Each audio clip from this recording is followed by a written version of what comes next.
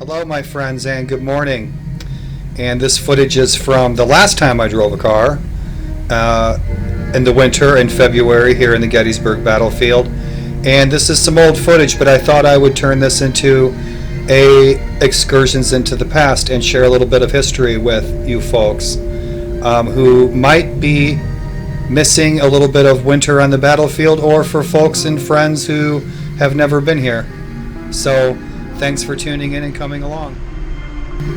And we are here where General Reynolds fell on July 1st, 1863 in the opening battles of the Battle of Gettysburg here near my home on McPherson Ridge. Keep something in mind. Throughout this video, as beautiful as it is, this was the scene of great carnage and great bloodshed. There was a great battle here of over 100,000 men. And a quick note, my friends, this is by no means a full battlefield tour. I'm just commenting on a few places that we stopped by.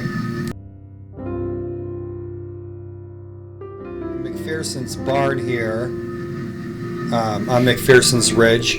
I photograph it often. It's near my home. It's a quarter mile away. It's within walking distance. But it was one of the first field hospitals here during the battle on July 1st, 1863. It's a beautiful structure. I visit it often.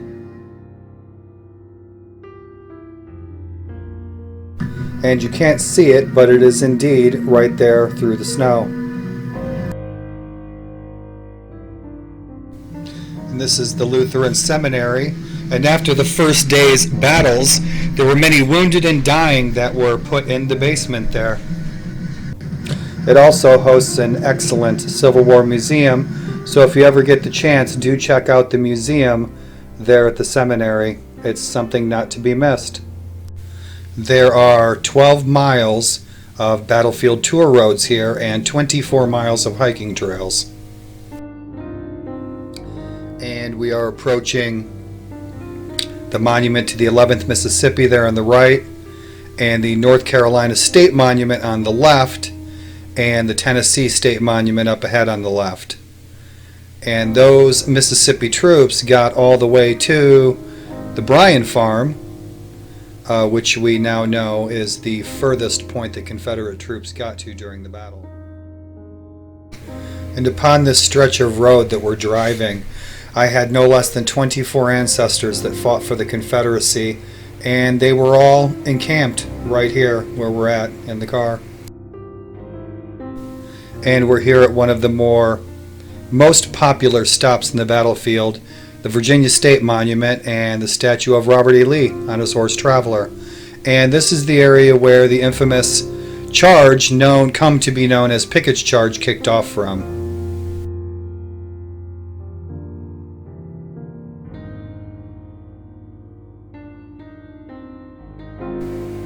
And it should go without saying all the photos that you're seeing I've taken over the last few years. And again, thanks for coming along. Hope you enjoy it.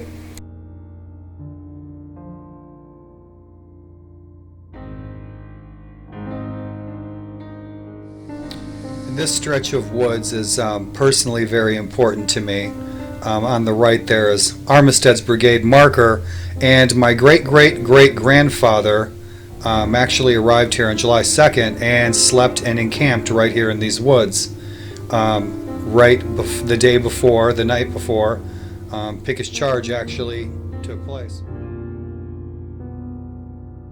Incredible story took place here where we're at. Wilcox's brigade was right here on the right, and in the woods in the distance on the right was where Berdan's 1st U.S. sharpshooters engaged them. So imagine, if you will, living in that farmhouse there on the left at the Snyder home, and thousands and thousands and thousands of Confederates show up at your doorstep. Several years ago, several of my friends asked me, why I moved to Gettysburg, what my interest was, as I could live pretty much wherever I wanted to. And hopefully from this footage you can see, or from my photos, that Gettysburg is an absolutely beautiful place to live. And that's the round tops up there, little round top on the left, big round top on the right, Farnsworth Hill on the farther right. And it's a beautiful place to live. It's a beautiful place to hike. You get a history hike. It's wonderful. So if you're ever in town, do say hello. And the hill up ahead of us is Farnsworth Hill, and Farnsworth charged with his cavalry off that hill up into the extreme right of the Confederate flank, and they were completely annihilated. It's a beautiful hike up there to the right. It's awesome. Words can't describe. Pictures never really capture the amazing beauty.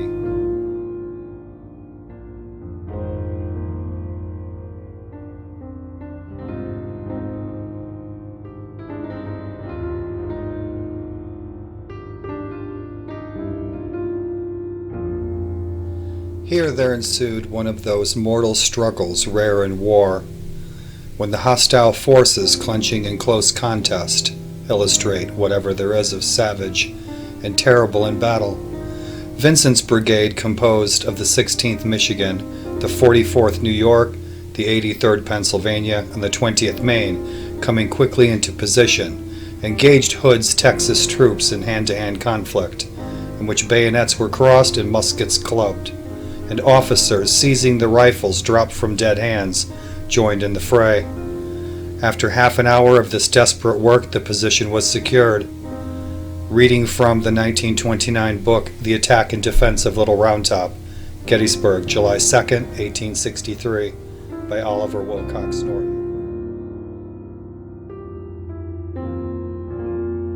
Right down there in those woods, there was a wounded and dying Confederate soldier during this engagement who carved his initials on the stone which he was hiding under as he was dying. And that initial carving was found over 100 years ago, but has not been found since. But it is down there in the woods around Devil's Kitchen, somewhere.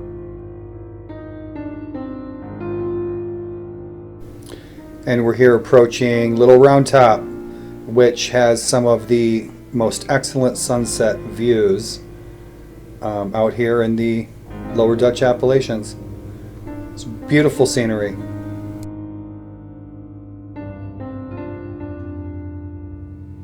General Strong Vincent fell here on Little Round Top, and I do believe this is the very first marker or monument ever erected here on the Gettysburg Battlefield.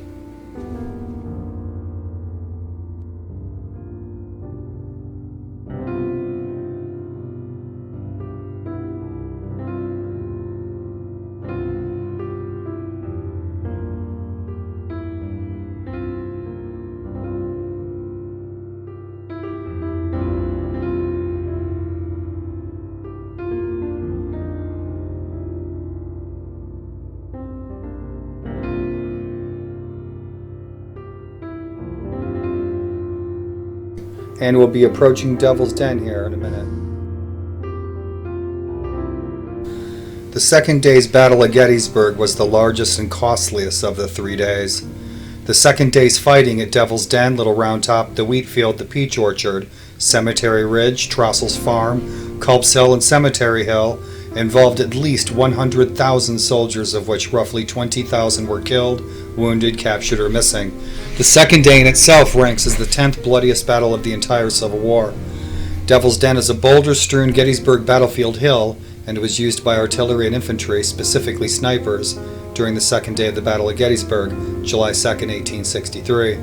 On July 2nd, 1863, Devil's Den was defended by Birney's 1st Division. It's the far left position from the Peach Orchard salient of the 3rd Corps. The hill was captured when the 1st Texas Regiment, having pressed forward to the crest of the hill, had driven the enemy from his battery, and Anderson's Confederates used the hill for the first attack on the wheat field.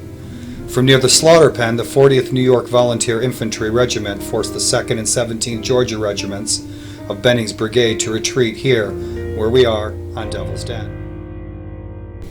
And so, my friends, again, thank you for coming along, and I believe this is going to conclude part 1 of this winter drive from February. I'll be touching on more sites next time, like the wheat field right up there ahead in the video. And I didn't stop everywhere and talk about everything. Again, this footage was just me and my pal out taking a drive, and some of the areas in there I thought I would touch on and share a little bit. This is by no means a full battlefield tour at all. This is such a massive battlefield, and the facts and everything surrounding and involving this battle and this battlefield are just immeasurable. Something that some people have dedicated their lives to studying. In any event, I do hope you enjoyed this beautiful drive with me. It's the last time I drove a car due to narcolepsy and my vision. But in any event, it was a nice drive. It was an awesome day. Me and my good pal, the G-Man, were out taking a ride. And I saw the footage and I thought I would touch on a few things, like I said. But in any event, last but not least, I wouldn't be able to do any of this, do any of these videos or anything if I were homeless and starving.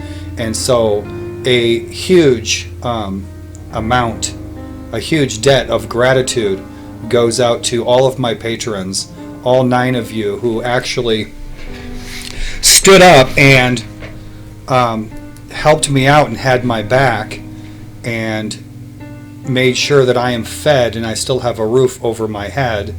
And as sick as I am, it's allowing me to pursue my passion, one of my passions, to share history through video. And in any event, stay tuned for more. I plan on doing a lot more of these videos in the future, and I actually have quite a bit of footage already shot. Some things that I'm going to be doing some videos on are Pickett's Charge, the Scandinavian troops that were here from Illinois and Wisconsin.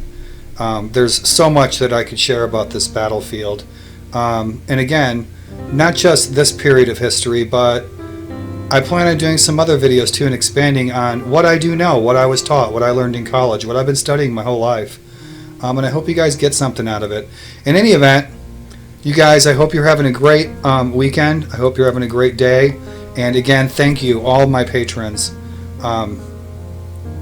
Words can't describe how grateful I am. In any event, guys, stay tuned for part 2.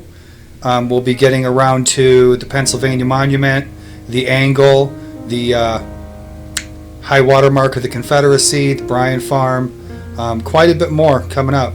So have an awesome day, and thanks for watching. Thanks for tuning in. And if you're a friend of mine, please check out my Facebook page and give me a like. Follow me on Facebook or Instagram if you enjoy my photos. If you enjoy these videos, please check out my YouTube channel and please hit that red subscribe button. You will really be doing me a solid. My goal with this is to generate a little bit of extra income to help me get back to the doctor. That is part 1 of my mission. The second part of my mission is to be able to achieve the ability to be able to also pay it forward to those less fortunate than myself, more than simply through doing hikes for multiple sclerosis donations and charities. So, in any event, have a great evening, have a great rest of your weekend, and if you watch this far, thanks so much for tuning in. Be well, travel far, keep your chin up, always be yourself, and you can't go wrong.